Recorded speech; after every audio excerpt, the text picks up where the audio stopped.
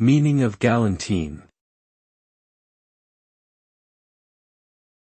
Galantine. Galantine. Galantine. Galantine.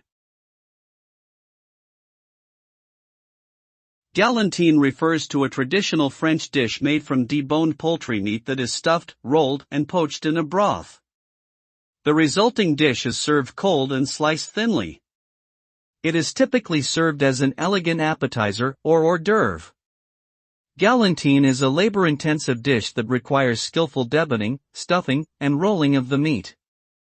The poaching process ensures that the meat remains moist and succulent while also infusing it with flavor from the broth. The result is a delicate and visually stunning dish that showcases the chef's expertise and attention to detail.